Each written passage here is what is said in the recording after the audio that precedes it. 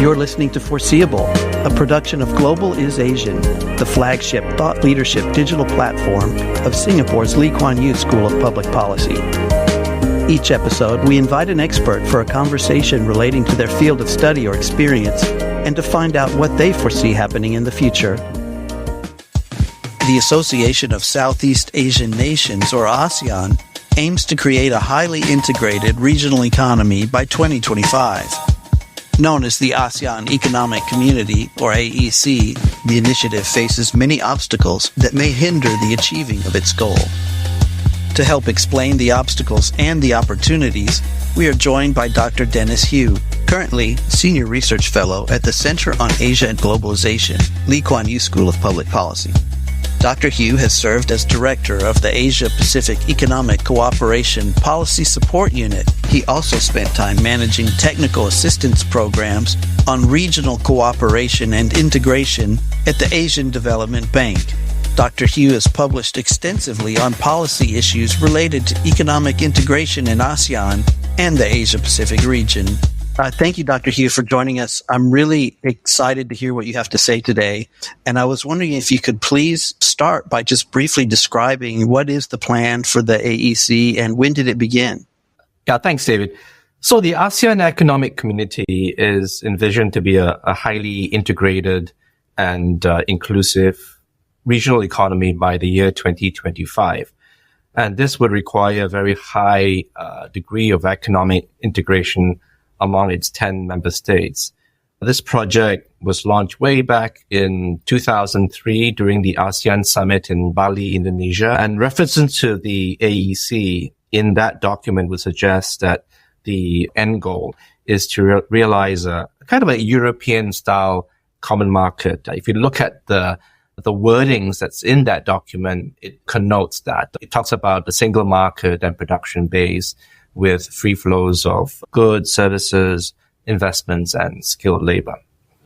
Seems like ASEAN is biting a bit more than they can chew in that sense. But ASEAN's not really starting from scratch. There are building blocks, particularly economic agreements that they've signed and they've implemented over many years. And that includes things like the ASEAN Trading Goods Agreement, the ASEAN Comprehensive Investment Agreement, as well as the ASEAN Trade and Services Agreement.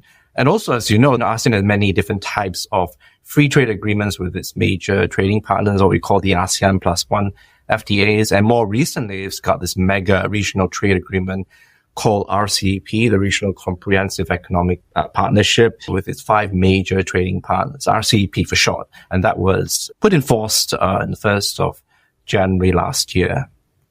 But what challenges have presented themselves so far in realizing the full vision of the AEC? There is a blueprint that the ASEAN Economic Community has. It's currently in its second version.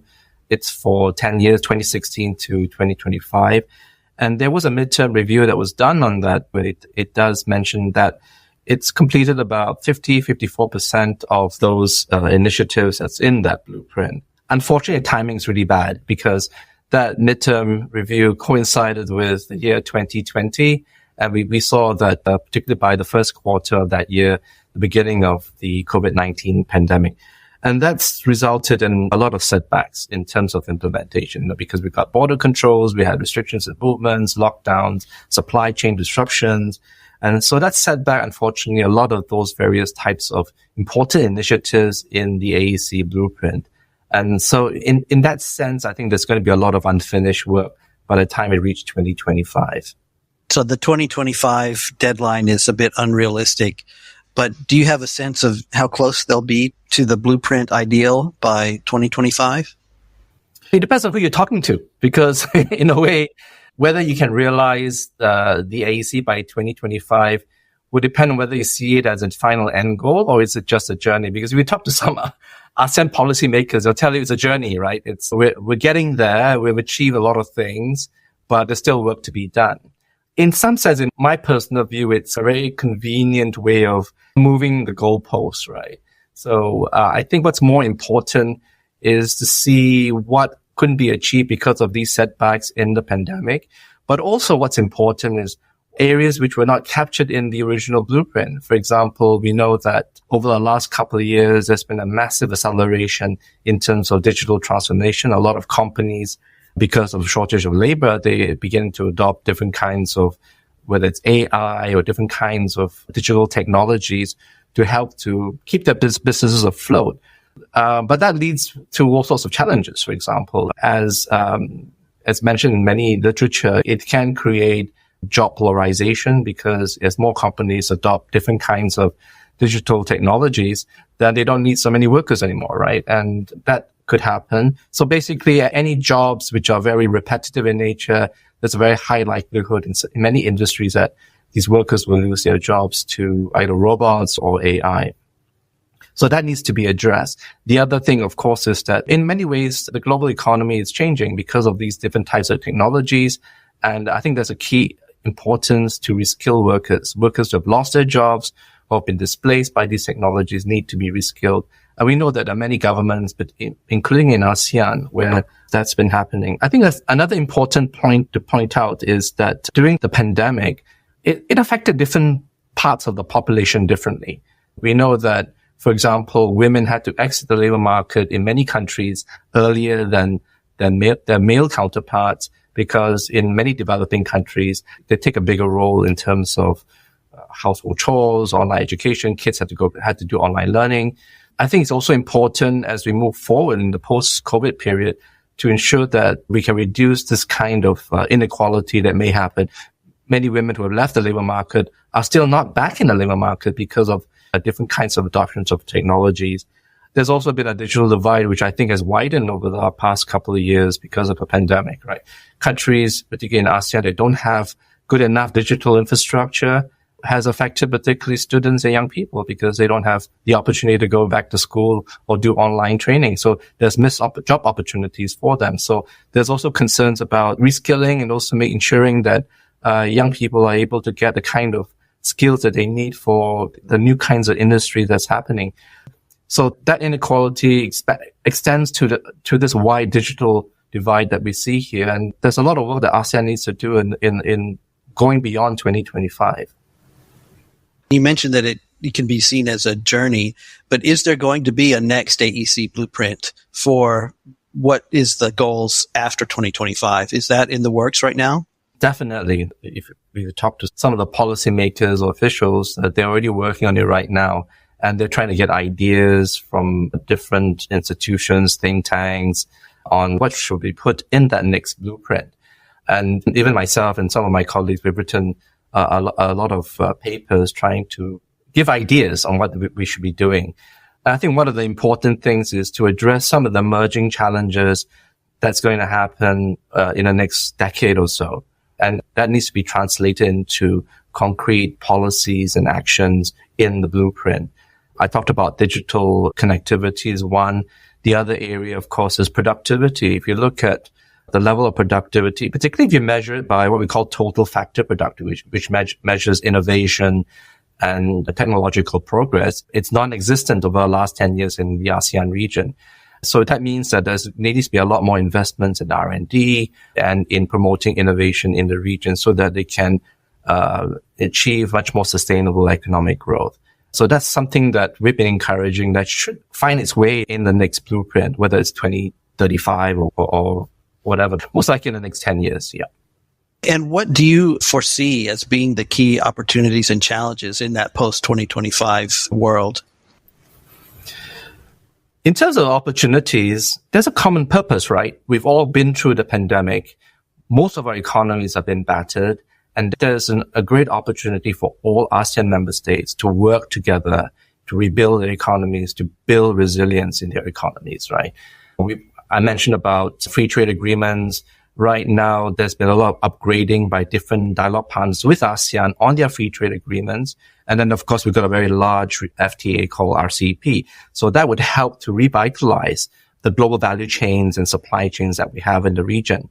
We also know that a lot of multinationals are kind of relooking and finding ways to mitigate future supply chain shocks and disruptions. the often talked about term is China plus one strategy. So not putting all your investments in China and trying to find ways to diversify some of the risks and investments elsewhere. And of course, ASEAN, through the AEC, is a major beneficiary. So if they are able to work together in strengthening their industries, industrial linkages, strengthening connectivity, then you might begin to see a lot of that foreign direct investments and supply chains being revitalized. And we will eventually become one of the major beneficiaries from that disruptions and reconfiguration of global value chains. I think one of the main concerns is that we're looking ahead at very uncertain times. The global economy is slowing down. We've got very slow progress in terms of some of the major engines of growth like China and the US picking up their economies. We've got downside risk concerns of high inflation. We've got concerns of the war in Ukraine that's raised prices of fuel as well as energy. So we've got a lot of these concerns that has an impact on investments and on economic growth and trade growth. So one of the biggest challenge, I think, is that you might find that as we move ahead, domestic priorities might override regional ones. So the concerns of helping their domestic constituents, if you want to call that, becomes more important than looking at the AEC. And I think that's strategically, I think that's very worrying to see that happening. I think the other major challenges to look at is that many of the economies in ASEAN are middle income economies, right? So as I mentioned, we need to look at strengthening R&D and technology and innovation. Otherwise, one of the big concerns is that we'll end up in the middle income trap. We're not able to move up to the next level in terms of technology, and we're always going to have very stagnant and flat growth as we move forward. It's reinforced by the fact that there are a number of economies that also suffer from an aging populations, including Singapore, Thailand. You're facing a shrinking labor force because of an aging population. That also poses a major challenge that needs to be addressed by investing in new drivers of growth, the services industry. So we talked a lot about trading goods, but the services industry, particularly digital services, there's a lot of untapped potential there. I think these are some of the challenges that ASEAN needs to do, and that should be put in that next AEC blueprint for the next 10 years. You mentioned that the AEC was announced you said it was 2003, the summit. From that 2003 point to now, how would you say that it has improved the economies of the different ASEAN nations? You can see that increasing over the last 20 years, ASEAN is more integrated now than it was back then. And you can see that in terms of what they're exporting to each other. You can see that over the last 20 years, there's been an increase in terms of intra-regional trade of industrial goods, parts and components. So we're increasingly you're seeing many of these economies industrializing and being part of a much bigger global value chain that not just includes ASEAN, but China and other major economies. We know that particularly if you look at, say, the electronics industries, there are many ASEAN countries that become very specialized in making parts and components for exports to China to make the final products, and whether it's your smartphones or various kinds of consumer electronic products. So we see that happening. If you see that change, and you can also see in terms of the foreign direct investments that are flowing in to the ASEAN region.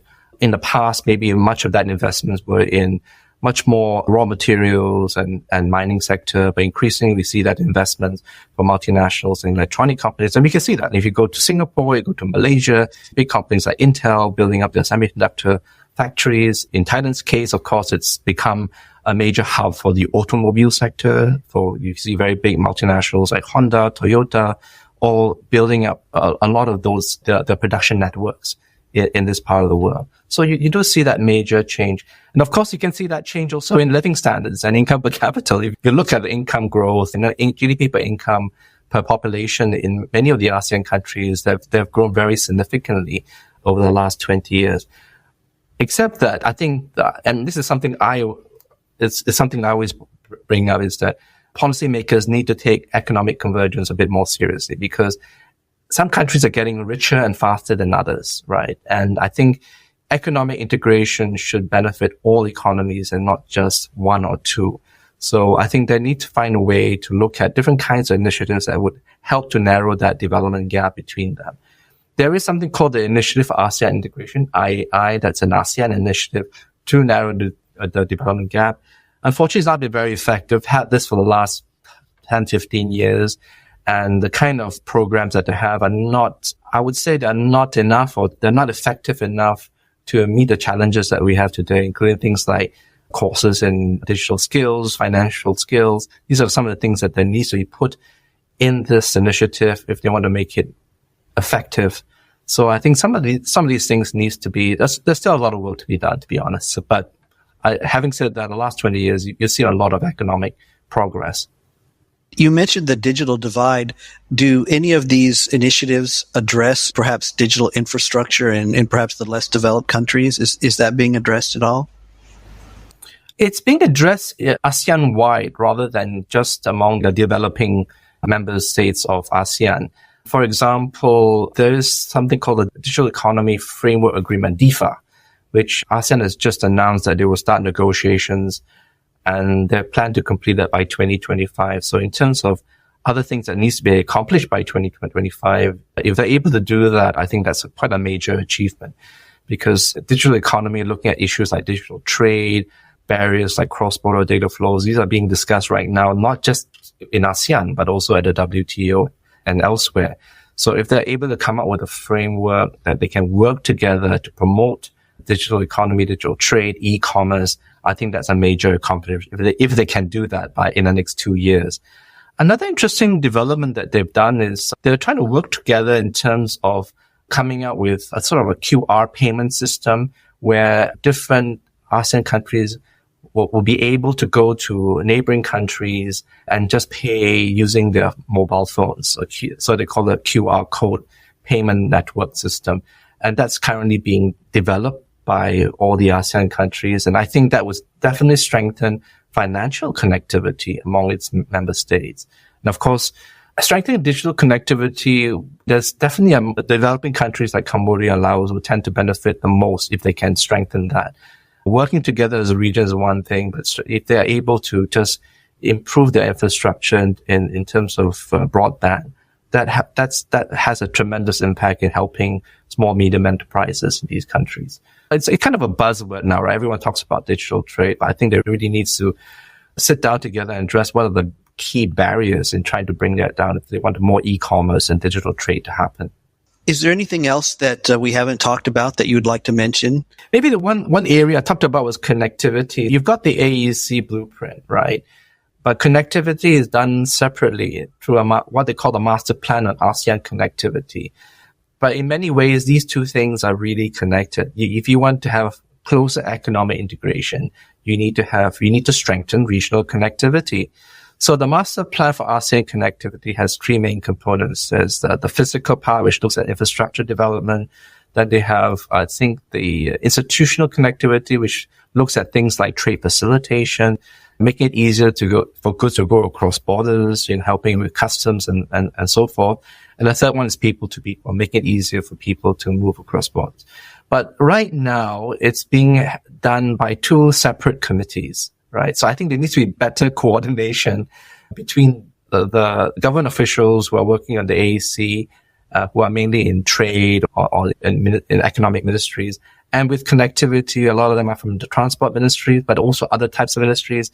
So I think within ASEAN, I think there needs to find a way for them to work closer together so that there's better coordination if they want the AEC to succeed. I think the other area probably that we need to look at is institutional reforms. As if you want to be more integrated, for sure there's going to be a lot more trade disputes among their member economies, member states.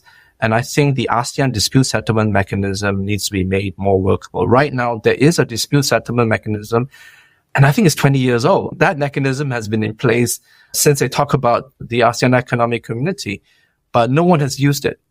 So I think it's important with the number of trade disputes that's going up, and also with concerns with the WTO, because the WTO has its own problems in trying to do the necessary institutional reforms, which need to make the ASEAN dispute settlement mechanism workable.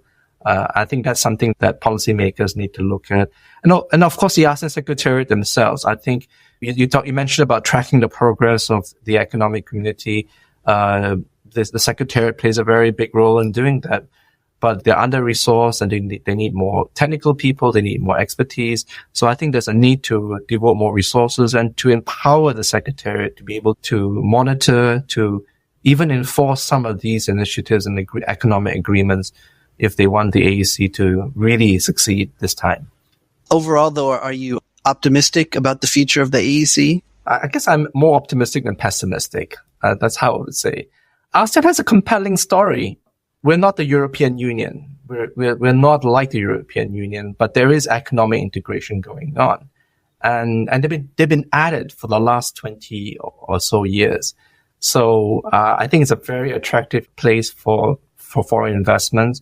And if you look at the kind of intra-regional trade, everyone complains that it's only about 20%. It's been 20%, for a long time. That's what they trade among themselves. But if you look at what they're trading, and they're trading with their major trading partners, whether it's the European Union, Japan, China, it's been growing, right? So I think it's a very dynamic region. So the key issue is that it shouldn't be business as usual. And I think a lot of government officials like to kick the can when it comes to all these challenges. And what they need to do is to address these challenges head on. And they need to do it now because all our economies are recovering and the economic growth is slow. This is a time for us to work together and not to just focus on domestic or national interests. It's easier said than done, of course. I think that's a good sentiment to end it on. Thank you so much for sharing your expertise with us. It's been very educational and enjoyable. Right, thanks. Thank you, David. If you'd like to subscribe to the Globalization newsletter, look for the link in the description or find us on Facebook at Global is Asian.